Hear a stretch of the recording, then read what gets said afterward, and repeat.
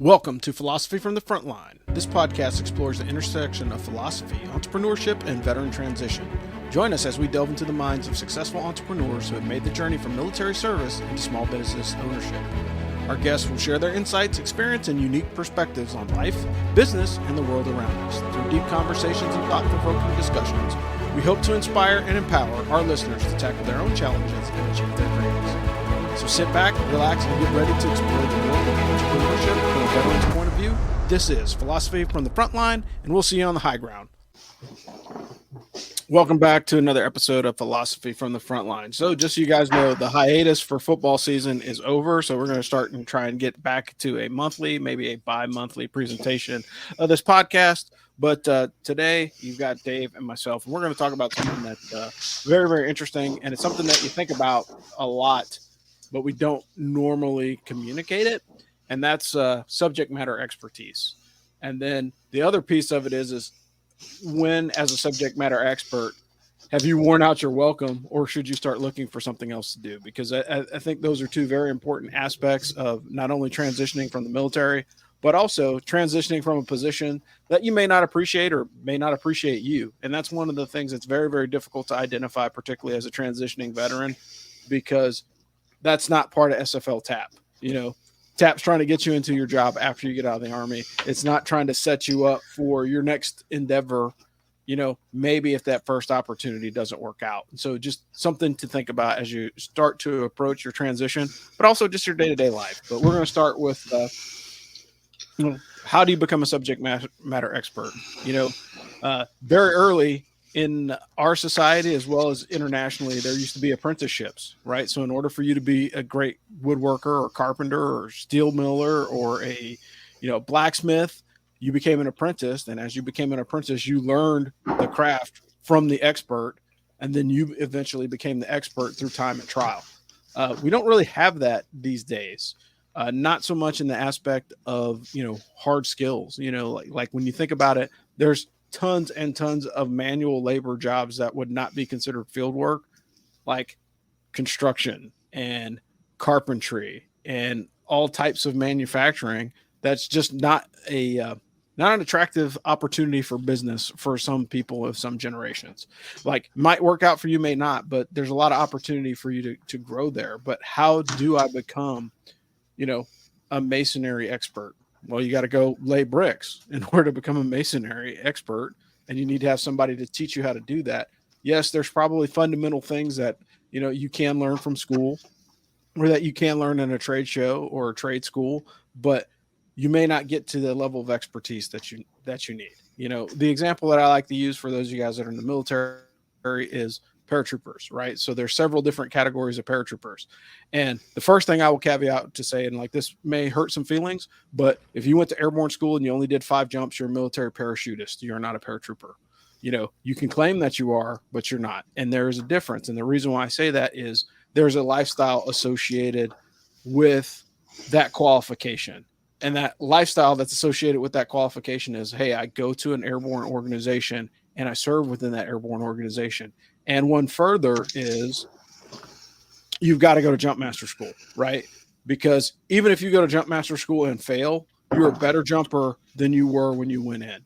And that's one of the reasons why,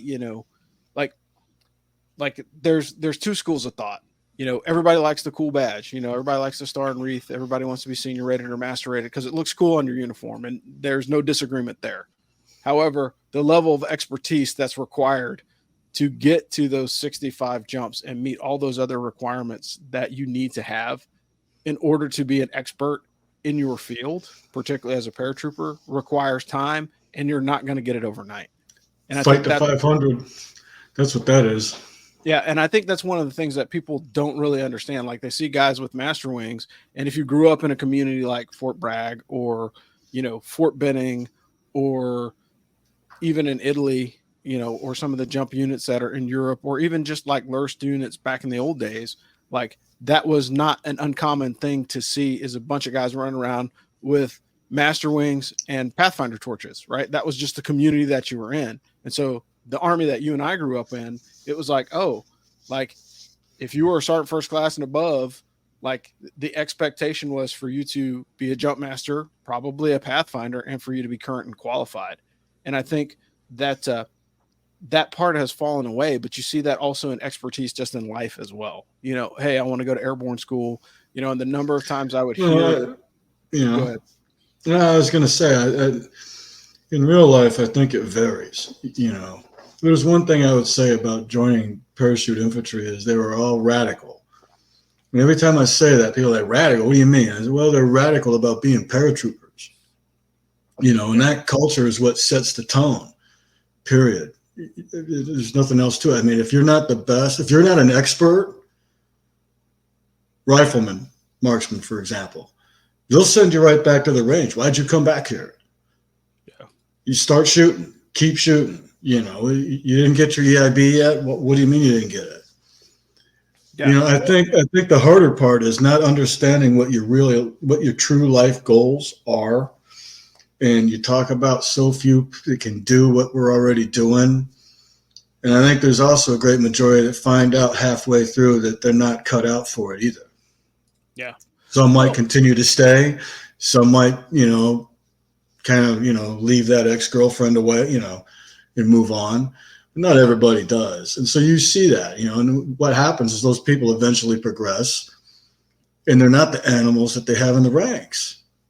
And as you and I discussed earlier, you know, I met a brigade sergeant major after he got out, and he asked me about what soldiers thought about all the pressure put on soldiers to be jump masters and rangers, and what they thought about, because not one sergeant major on the street had either of those.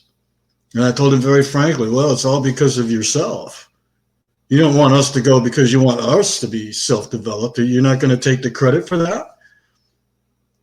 You know, while under your leadership in your brigade, you've had X amount of men go off and complete ranger school and then rejoin your ranks, and now you have the fruits of their leadership. Yeah. And so that makes you good now? And I said, man, no, we all know what it is, and that's why nobody respects you. And he was shocked. Yeah. Shocked. I said, you know, nobody, you were feared, you know, because you were known for being a hothead, but man, they didn't respect you. You know, paratrooping, going to ranger school, going to Jumpmaster school, trying to get your master wings. I mean, that's all like the fight to 500. You know, you can't really be a tough guy until you knock out 500 people or get into 500 fights. Yeah. Somewhere along the way, you already realize you don't need to have 500. You're already a bad dude. Yeah. You know, and not all those bad dudes make it to the top. Somehow the weak get through, and that's a problem on the rest below.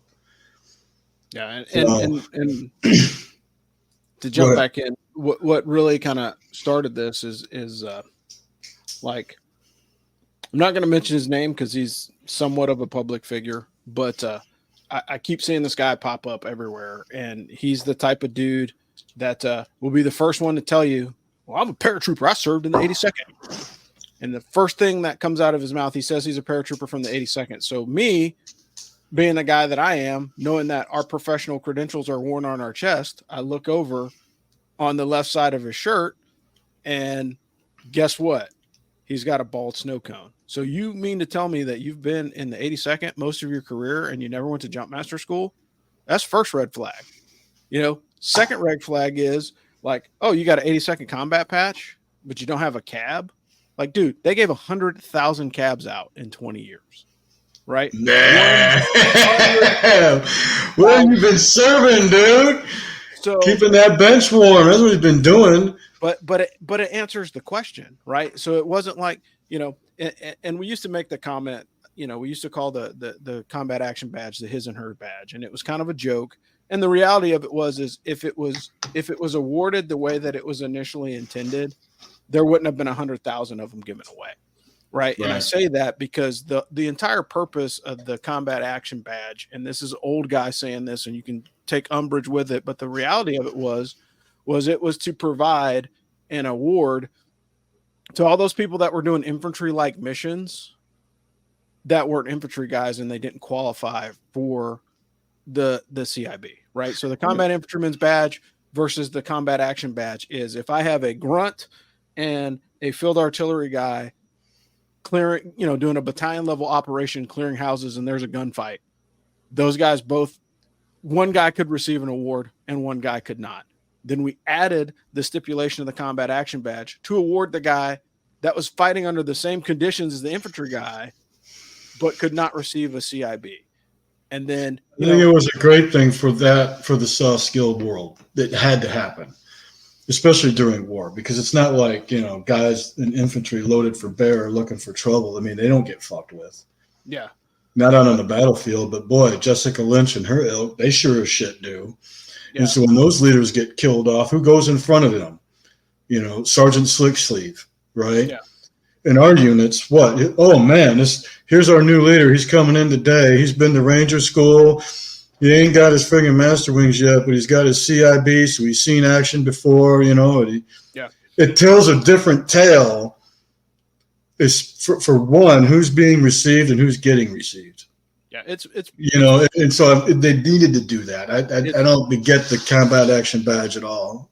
No, like I said, I had no problem with it when it was initially decided that it was going to be awarded, but then on the second and third tour, when it was like, oh hey, a mortar flew over the fob, and I get that's SFPS, dude. That's different. You know what I mean? And that was the thing, and that's what diminished it, right? So, so for example, if 100,000 people receive the Nobel Prize every year, would we value the Nobel Prize? No. You know what I mean? Like it's just like if you didn't do anything and you received the Nobel Prize, does it mean anything?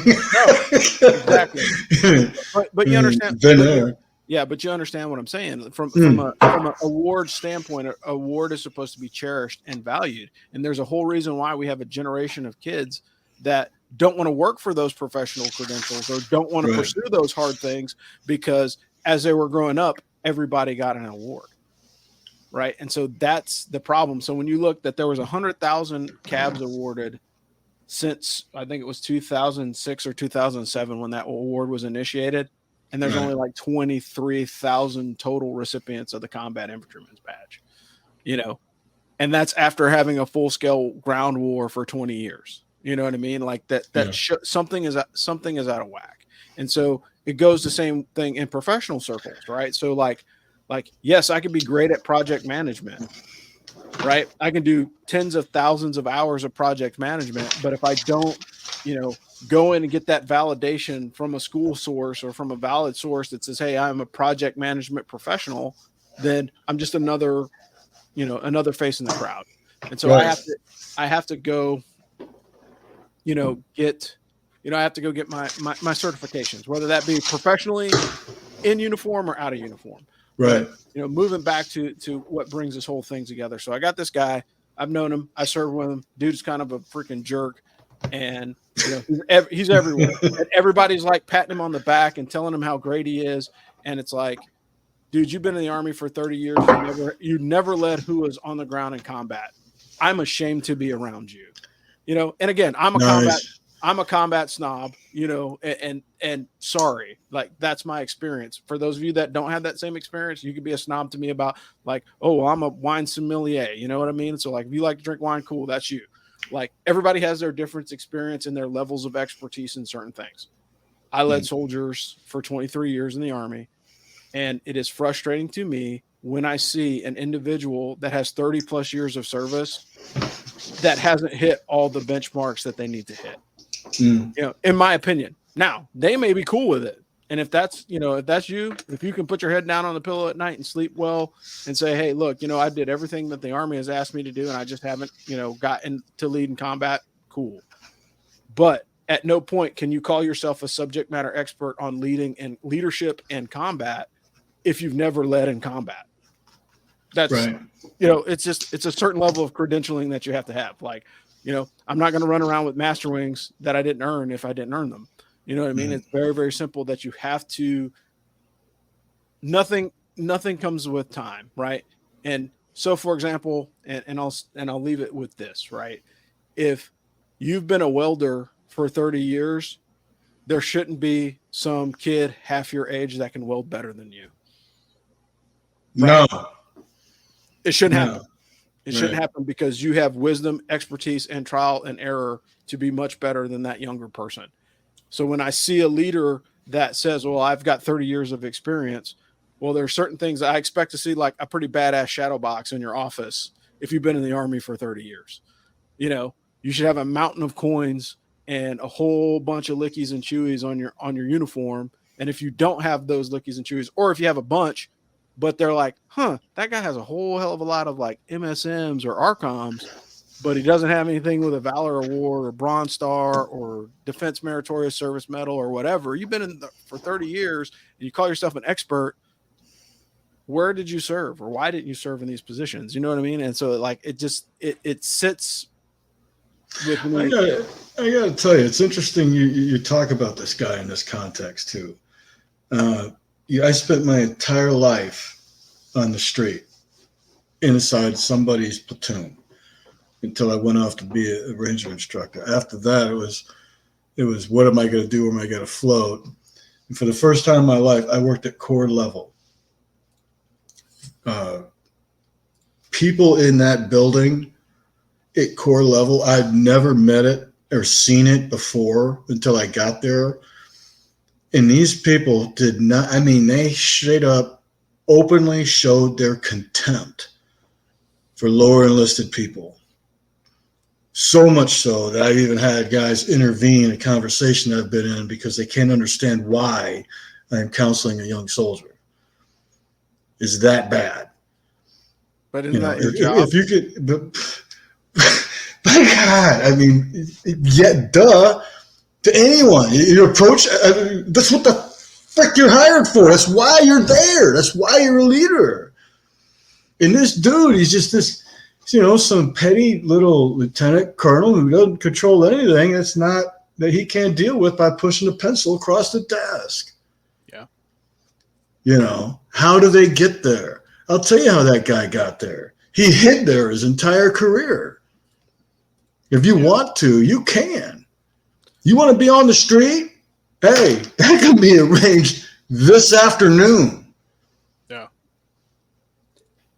I mean, that's just the way of the watch works in infantry circles. Yeah, but it also takes a little bit of audacity too. Like if you're a young person and you're like, man, like my job sucks, I want to go do something different. Well, there are ways to change. There are ways to change that condition. However, some of them may take you out of a level of expertise that you've already gained. Like, hey, if I'm a platoon leader and I want to go do something to become an expert, fill in the blank. Like if I want to become an expert grunt in the Army, right? There's only a couple ways I can do it. There's advanced schooling for grunts, right? You can go to Ranger Regiment. You could go to SF. You could try out for a special mission unit. But guess what? All of those things require you to be an expert at your previous task. And then you're starting from square one when you get into that new opportunity. And that was how it was broken down to me as a private. And I got lucky. It was just, it was a cultural thing. And he says, man, you can't, you're talking about being the best of something. And then you learn how to reverse engineer things from here. And he said, you can't be that. If you're not an expert shot, how are you going to be, how are you going to be effective on the battlefield? How are you going to increase your survival? If you're not a badass land navigator, if you do not have that skill, you're not leading anybody anywhere. If you're not rocking at least a 270 to 300 on your PT test, you ain't carrying the load. And so things of that nature. How am I going to be successful? And man, that's exactly how you create a superpower. What is that subject matter thing? It didn't even have to be. You and I went down this road, but in the end, I mean, being able to become a subject matter expert in anything in your world, that is a superpower. It is the greatest superpower you could possibly possess. And it doesn't cost a whole lot to have it. Yeah. You just have to know what the hell it is that you want in life. Now, that's the hard part. Most people in their 30s still don't know where they're going. Yeah. And if you're already in the military and it's a culture that's right with you and it agrees with you and you think that you can go off and do greater things, man, then you've already got a lot of that work solved. The rest of it is just knowing what does it take to be successful in whatever that job is, whether it's scanning labels at freaking Tesla or jumping out of planes on fire drop zone. Yeah. You know, what does that take? You know, you don't have to be in the military, whatever it is. How is it going to propel your decision? How is it going to propel and advance your goals? You know, from the business side, like I said, you know, you have to shoot, you have to work out, you got to be able to PT, you got to fight, right? You got to be able to then navigate in life. You have to control toxic energies and let your money do your lifting for you. How do I do those things? Boom. There's no more excuses. Start reading. Yep. You know, I don't know about most of you, but I took my first economics class from a professor at MIT for free. There's no excuse. There's no excuses. You know, what do you want? That's how you can put these things together. The sad thing is, it doesn't necessarily teach leadership, and like Rob was saying, in the sands of time, you have to put in those 500 fights, one way or the other, whatever that might be. How does a guy that doesn't put in that work make it to the top? Well, that's why I never talk about anything in life being fair. The guy who's got the most, that ain't fair. He don't deserve shit. The guy who got the least, they don't deserve that either. And where does it end? You know, keep swinging your own hands, man. Keep them flying. Yeah, and I think that's one of the things that everybody has to understand. The other part of it is, you know, as you get older and allegedly wiser, right, there also comes a point where you have to transition and say, hey, is this where I want to be, you know, for the next 5, 10, 15 foreseeable future, right? And so it becomes a decision point.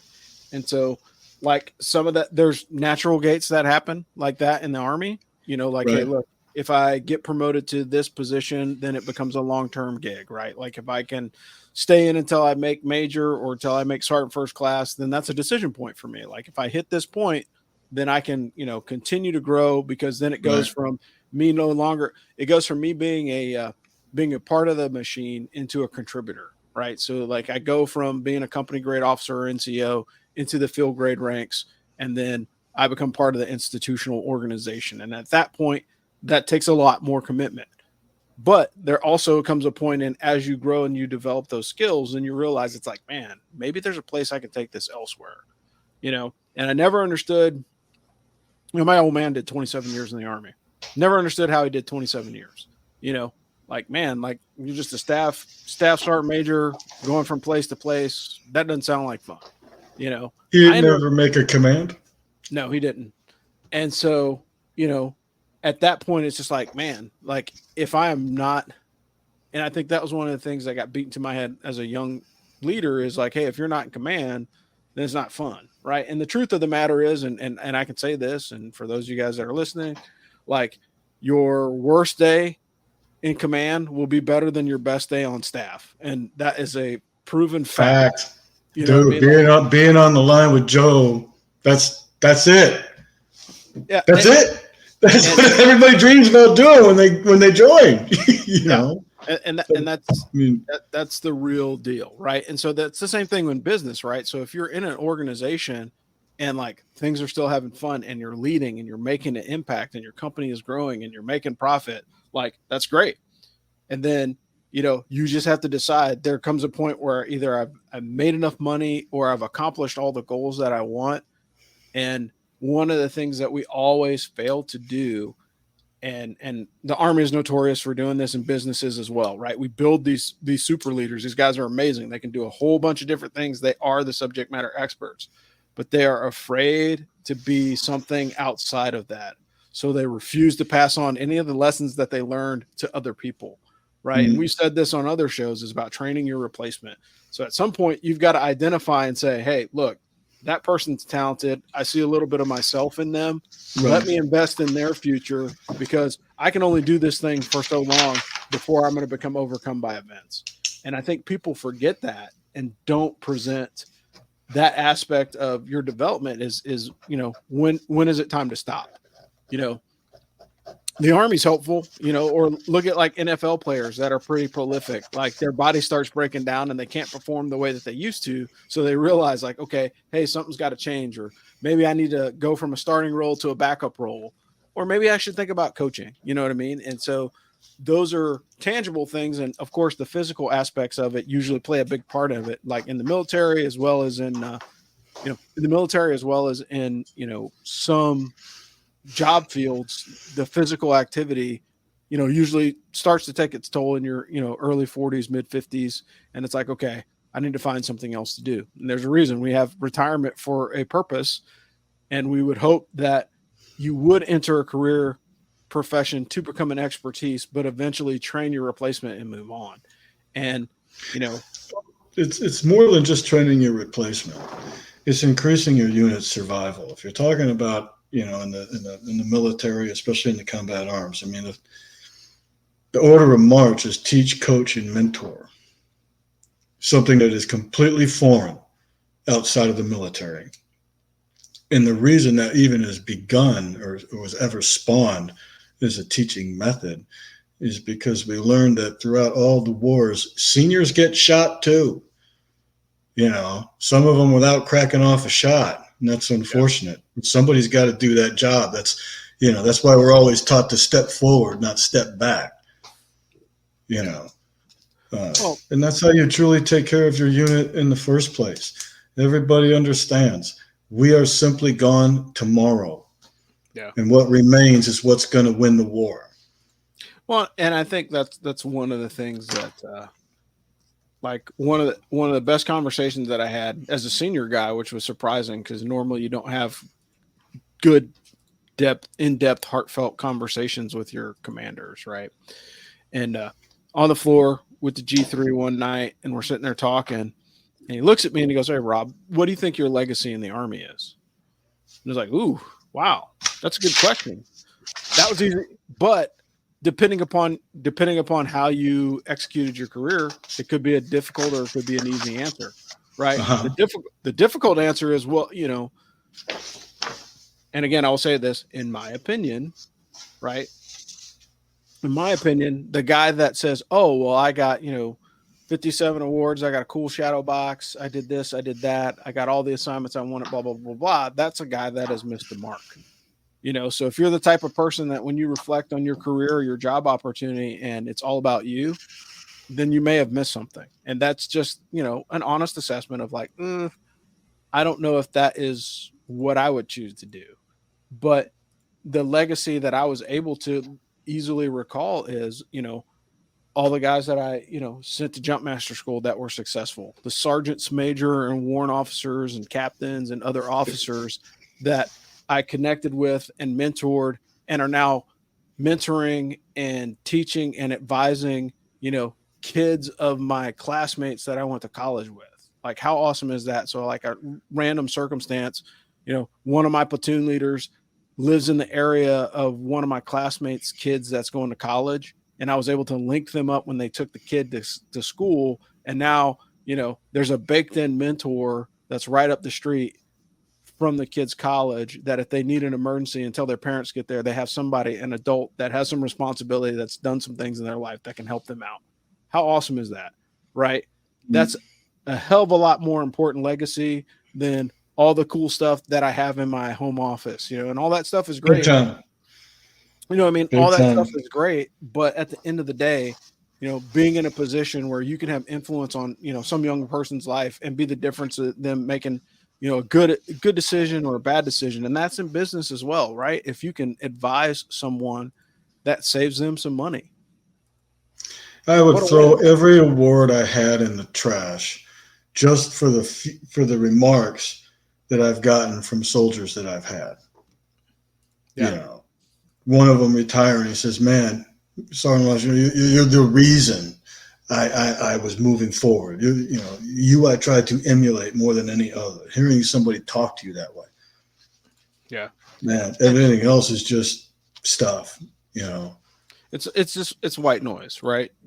But the thing is, you can go out and you can find people that are going to pat you on the back and tell you how awesome you are and this, that, and the other thing. But at the end of the day, is it truly quality? And only you and your, in your heart of hearts and in the back of your mind can honestly answer that question. So I think that's something that we should all strive for. But again, that also goes back to, am I willing to take that step back and move away from where I am, where I'm comfortable? Yeah, you might be comfortable. You might be making a lot of money, but is there another opportunity, or is there something else that I can do with my time, energy, and effort? And I think that's really the difficult piece of it, is knowing when to say when. Like I said, the Army makes it easy, and employment opportunities that are very, very physical, that usually kind of does it on its own. Like you get some kind of injury that's nagging and you're just like, okay, enough is enough. Right. Right. But from the emotional and mental standpoint, when do I punch out? And again, it's different for everybody. And that's one of the things that is very, very hard to capture. Like I can say, hey, Dave, like you could do this for another 5 years, man. You got it. Like, this is easy. You're all over this, but you may not be feeling it in your heart, or you may not feel it emotionally. There might be something going on at home that I don't know about, that makes you say, I don't know if this is it for me anymore. And that's okay. And that's the other part of it, is just being okay with not being okay in that situation. And I think and not only that, I mean, when that moment comes, you'll know. You'll know. It won't require a family meeting. It'll just require you going right on back to the office and typing up your 4187. Yeah. I'm out. I've hit my limit. Yeah. But I really think that's one of the most important things. So and I can say it 1,000 times, it's all about balance. If you can balance everything will be okay. If you can balance your life, if you can balance your workplace, if you can balance all the things that you're trying to do, it makes it a very much easier proposition to do that, but, and again, the ultimate part of it is at the end of the day, you've got to be able to find, hey, if I'm going to do this for a while, then I have to invest into it. Nothing worth, like, there are no quick answers. Nothing worth having comes easy. And so I think that's ultimately what it boils down to. And for those of you that are entertaining the military, one of the advantages of the military is like you have that built-in safety net if you stay in long enough, right? You have that retirement, you have that pension, so that gives you a little bit more padding. The benefits, man, and navigation. Unparalleled. Yeah, so it gives you a little bit more to fall back on. If you're not in the military, you can build that type of catch net in your organization if you choose to. I will tell you that type of catch net in your organization will be a hell of a lot more expensive. You're going to be doing some payroll deductions. You're going to be doing some other things, but you can still build a pretty decent benefits package for the people in your organization, your outfit, that makes them want to stay. And I think that's, an aspect of small business, particularly with the smalls that I've worked with since I retired. Some of them don't have a plan for, hey, how do I, incentivize people to stay? And some people, yeah, you can dangle out, hey, I'll give you an extra $5,000 or $20,000 bonus or whatever it is. And cash rules, right? We know that people will follow the money. However, if I had a decent benefits package, I'd be willing to work for less if I have $30,000 to $50,000 in benefits, right? I mean, I think most people would, and we're in a different situation because yes, we did retire, but if you're a young person and you're looking for an opportunity, do not walk into a job. And this is a whole much, much longer, broader discussion about, red flags when coming into a workplace. But like, if you go to work for a small business and they don't have a benefits package, be warned, right? Because more than likely that's not a place that you want to, you want to stay with long-term, 1099, 6 months, 8 months, figure out what you want to do, find a real job, and then move on. Yeah, but some things that a lot of civilian workforces fail to provide that is most apparent to every guy that gets out of the service is an environment to stay in, an environment that they fit in. Yeah. And that's a big one. And that's hard to do. You get all the right people. You're not hiring a bunch of people and then providing them the skills and then growing them together. You're hiring people with different skill sets and then trying to make them work together. And it's backwards. Yeah. And that's a tough part to it. But they're good people out there. I think we as soldiers, we get out and we see, well, you aren't quite like us. You are different. And that's okay. It doesn't make them bad. It's just where I think we fall short when it comes to blending back in. Yeah. Well, and again, and there's opportunity. There's plenty. I mean, you can't tell me there ain't opportunity no more.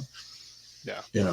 No way. There's opportunity everywhere. It's just a matter of, do you have the skill sets to fill in those voids, and do you know how to attain them and horn them and become an expert with them and excel? And that's what it's all about. That's what it's always been about. It's survival.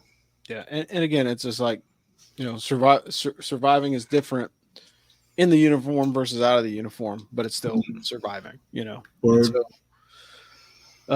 well, we are at the end.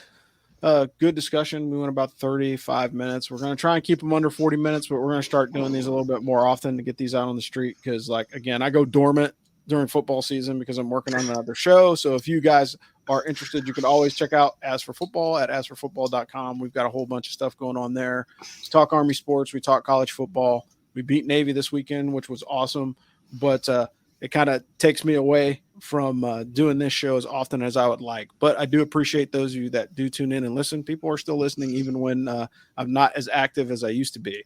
But definitely looking to do some new stuff in the new year, probably doing some video versions of this, chat with some folks, hit some folks that I've talked to before that have gone on to do some amazing stuff since we talked to them last. And so just good, interesting times. But this has been Philosophy from the Frontline. I'm Rob, and we've got Dave in Texas, and we will see you guys on the high ground. Thanks. Thanks for listening to Philosophy from the Frontline with Rob Robinson. We will bring you more interesting veteran transition stories, veteran advocacy, and more information in veterans transition in general on a podcast platform near you. This is Philosophy from the Frontline, and we'll see you on the high ground. Thanks.